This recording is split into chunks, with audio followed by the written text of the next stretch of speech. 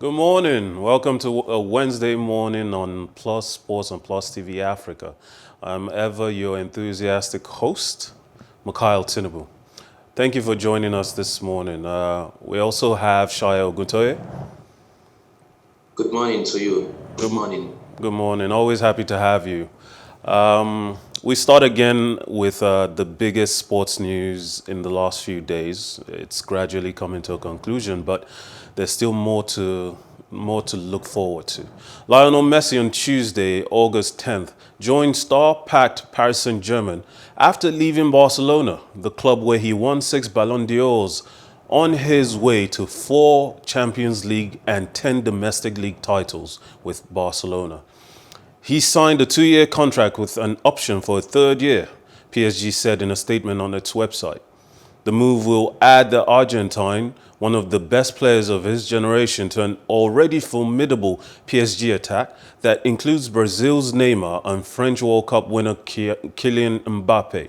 The arrival of Barcelona's record scorer with 672 goals will boost Qatari-owned PSG's ambitions to win the prestigious and lucrative European Champions League for the first time.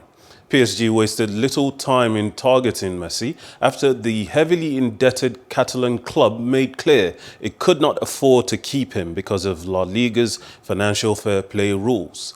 Messi arrived in Paris on a private jet earlier in the day with his wife and children to crowds of supporters thronged on to the club's Parc des Princes stadium, chanting and setting off smoke flares.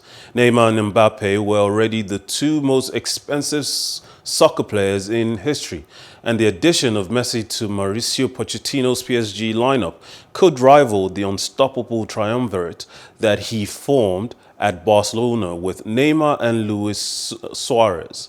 Messi will wear the number 30 shirt, the club confirmed in the video posted on its Twitter feed, headlined "A New Diamond in Paris." He joined several other big names arriving at PSG on a free transfer this summer, including Sergio Ramos, Jorginho Wijnaldum, and Gianluigi Donnarumma. The arrival of Messi, whose last contract with Barcelona was worth a total of 555 million euros, and reported to be the most lucrative in the world sport, is also set to provoke a renewed new debate about UEFA's financial fair play rules, which was introduced in 2009 in an attempt to restrict the power of free spending owners to buy success. Shire, Yeah, I'm with you. obviously many Barcelona fans never thought this day would come, and many are still weeping right now. There is an element of finances at play here, something that is more stratospheric than we've ever seen. There's rumors that he will be paid £1 million per week. Can PSG even afford such a contract given the kinds of players that are already on their wage bill? Well, I think PSG can afford that. They've shown their pedigree in terms of spending. Don't forget that they have a wealthy owner, the sheikhs, the Arab money. So they have actually what it takes to keep Messi together with the other stars at PSG. So it's something they can do. They've done it before and they can still do it again. However, they've been rumored that they're trying to clear £26 million of their wage bill in order to make room and to keep under the financial fair play rules. At the same time, Barcelona lawyers have also lodged a complaint with UEFA to restrict PSG's ability to sign Messi. Even though that is now a done deal, is that still likely to have an impact? That is likely not to have any impact at all because Barcelona are just trying to make it difficult for PSG. Don't forget that Messi is a free agent, so it will be extremely. It was free to sign for any club. You understand? But right now it is difficult for PSG for Barcelona to do anything significant as it But stands now. financial fair play rules are supposed to limit the spending and involvement of owners, their ability to simply Yeah. pump in money into a club that is potentially struggling. If the Qatari money is the bulk of what will go into paying Messi's wages, isn't that really a breach of the rules? Well, PSG will look for ways to balance the books. Some players will still have to leave the Paris Saint-Germain club. I don't know which player it's likely to leave, but some players will definitely leave. I heard Kylian Mbappe was, on the verge of leaving some times ago, and well, some players will still have to leave because they have to balance the books, or else FFP will come on their neck. Well, PSG will be hoping that this is the signing that finally brings the Champions League to Paris. Is this the year for them? Is this the season for them? Well, if you look at 2 seasons ago, they came knocking. They were in the finals. They lost last season. Also, they were very close getting to the final. They also lost. But this time, adding Messi to it, knowing he has about four Champions League titles to his name, I think it's a good one for him. They can be able to to reinforce. Like they also got the likes of Sergio Ramos, who is also we know his antecedent when it comes to the Champions League. They also got Wijnaldum. Also, is a fantastic player and is the own day too. So, bringing all this, I think Messi might just be the final puzzle to solve the jigsaw. Well, I'm sure they hope that Messi's arrival will probably help keep Kylian Mbappe. There's definitely no interest on their part to let Kylian go. With 1 year left on his contract, if they don't sell him, do you think Mbappe will change his mind now with one of the greatest footballers ever arriving in Paris? Well, that's a very big question mark. Knowing that Kylian Mbappe actually prefers a certain Cristiano Ronaldo to a Lionel Messi. He has come out to say this, and having Messi now might even more fuel the reason why he wants to go. And looking at the areas of stars PSG have, they don't even. I don't think the coach actually has or is going to have a lot of headache going starting who, benching who. There is still an Angel Di Maria. There is still Marco Icardi. These are fantastic players on their day too. So it depends on who is going to sit on the bench, who will want to sit on the bench, and who will want to start. So it's a big worry. It's a big headache for Mauricio Pochettino right now at the moment. It's incredible that a team with these many stars can even coexist. Many of these players that are going to be on the bench could start as mainstay 11s in any other top European club. Very true. I feel that many are worried about the threat that PSG pose now, but personally, I'm not so worried. Even with Messi now available to them, I'm not worried that the Champions League will be any more difficult. After all, we dealt with Barcelona when they had Luis Suarez, Neymar, and Messi. Football did not break. Meanwhile, in Catalonia, in a sign of Barcelona's new chapter, workers started removing a picture of Lionel Messi from a mural on the outside of Barcelona's Camp Nou Stadium on Tuesday, August 10th. Messi's likeness was removed from the mural, which features current Barcelona players, following the announcement last week that the Argentinian would be leaving the club after 21 years. The 34-year-old on Sunday, August 8, bid farewell to the club he has spent his entire career at and confirmed that he was talking with Paris Saint-Germain over a possible move. Messi said he had agreed to a 50% pay cut in order to stay at Barca and sign a new contract, but was unable to finalize the deal due to the Spanish league's financial control rules and the club's debts, which total more than 1 billion euros. Now, where does Barcelona go from here? Okay, what happened to Real Madrid when they lost a certain Cristiano Ronaldo will actually happen to Barcelona now. I don't think any fan should expect trophies this season because Barcelona would be like a rebuilding process now, right from the ground level, right from the scratch. Because if you look at what they have, They do not have what it takes to contest for titles at the moment as we speak. Barcelona only have the likes of Pedri to bank on, the likes of Ansu Fati is back now to bank on, the likes of Antoine Griezmann, Miralem Pjanic. These are not players that can grant you trophies season in, season out. So they need time. They need the cohesion to prepare for life after Messi. That's what you're saying. These young players, Elias Moriba, Pedri, Ricky Puig, these young players would have benefited from the wealth of experience and talent that Messi brought to the dressing room. His unavailability to them now to pick his brain, you're right, will definitely limit Barcelona's potential to win titles. However, there have been those who think that Messi leaving might actually be the best thing to happen to Barcelona right now, given that a lot of young talent is trying to find their footing in a club that has always been heavily stocked with talent. Yes, I want to agree with you, but using the Cristiano Ronaldo case study, many people believe Ronaldo was not the reason why it doesn't really add much to the Real Madrid squad. But as soon as he left, what happened? They crumbled. They crumbled even till today. They did not pick themselves up. The last La Liga title was won by their city rivals, Atletico.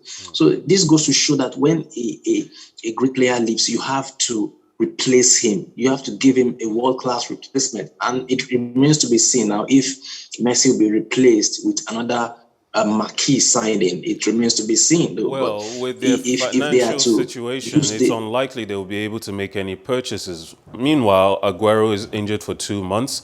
Memphis Depay seems to be hitting his stride, but he's definitely not on Messi's level. But then again, with a club like Barcelona's football identity, football philosophy, there are no players in world football that can give you what Messi gave to Barcelona, not even Ronaldo. Absolutely. I want to agree with that. And that is the reason why the fans should take it easy with Ronald Koeman. They should take it easy with the players and with every other person associated with Barcelona, because they are going to see a whole lot of errors, a whole lot of mistakes from the playing staffs lately now. And they just need to take it calm. It's a dark day for Barcelona and a sadder day for many of us spectators to watch one of the greatest players leave his boyhood club. We go to basketball, the NBA. Los Angeles Lakers' new point guard, Russell Westbrook, is focused on aiding LeBron James and Anthony Davis on the court.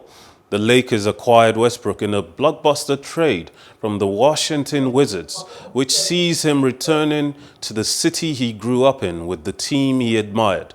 Team Vice President Rob Pelinka spoke highly of the 32-year-old, likening his mentality to Lakers legend Kobe Bryant, and hopes the new addition can help bring an 18th NBA title.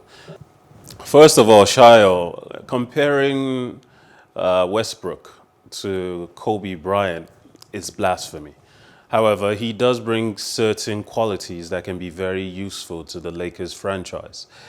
His explosive pace, his three-point shooting, and even his ability to pass the ball and create assists can be very potentially dangerous on the break. How does LeBron James and Westbrook play together and fit? Well, Westbrook is a point guard, and he tries to break the attacking play of opposing teams and to initiate the attack of his own team. So, like he said, he prefers to let the players around him become better, and he does that at its best when he breaks the play, initiates their own play, and then gives those passes to LeBron James and Co. And then they can be able to get more points, and at the end win games for where he's coming from. He can do it, and he can help Lakers to actually go on better than last season and eventually win their 18th title. Do you think that the addition of Westbrook will increase the pace at which Lakers create fast breaks, turnovers, and steal the ball? Because these two, LeBron James, Westbrook, are very adept at stealing the ball from opponents. And having a player like him who can either be the one passing the ball long to LeBron James already on the move, or be the one receiving the ball while already on the move from LeBron James from deep. Is that going to increase the pace of how they do things? Absolutely, absolutely. I want to agree with you on that. And Westbrook is a player who reads the opponents very well. He knows where you want to pass and when you want to pass the ball. So he has those things inside of him. So he breaks that, or can I say, he intercepts those passes and switch off. It makes the from defense to attack, the transition is so quick. He's fast. He has agility. His movement also, and then he is a very, very long passer of the ball too. So LeBron can benefit immensely from his signing. This is an even better time to be supporting the Lakers than last season. So Absolutely. we'll see what the season brings.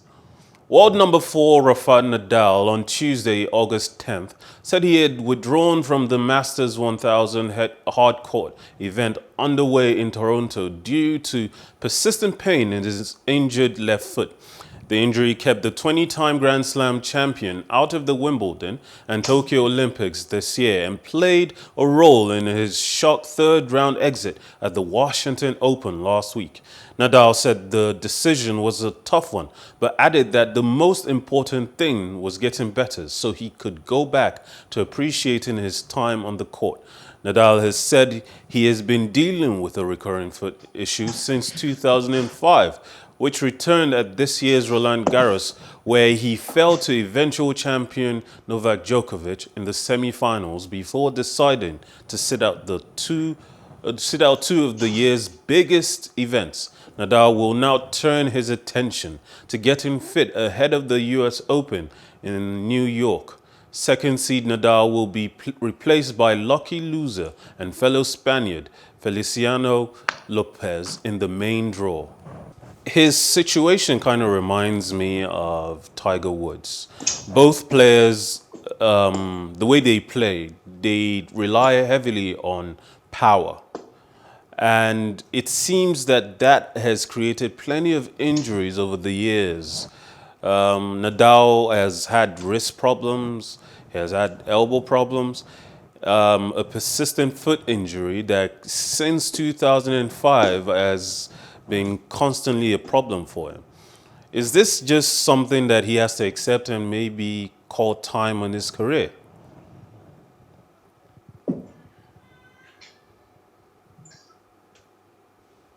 Shia? Well, I feel this is just the beginning of of the end for Rafael Nadal. Will he ever get fit? These injuries keeps popping up. If it's not back injury, it is shoulder injury. It's not shoulder injury, it is thigh injury. Now it is foot injury. He keeps missing tournaments due to injuries, and because the age is no longer on his side.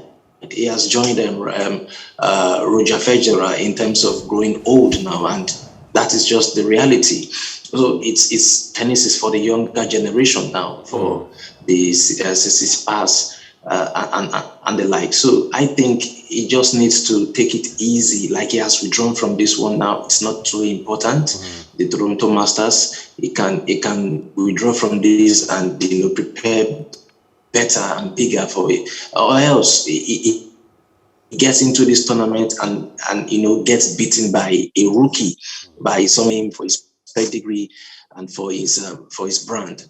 No matter what happens, he will forever be one of the greatest to ever play the game. In the terms of how long he has left to play, if he chooses to take time off, maybe to try to recuperate, it could take him a whole year, 2 years to get fully fit. that is a kind of time away from the court that can make it impossible for him to ever win ever again. So if his injuries are a problem and taking time off will only make his abilities rust, are we is he going to retire very soon? Should we just be expecting it? That an announcement is coming very soon.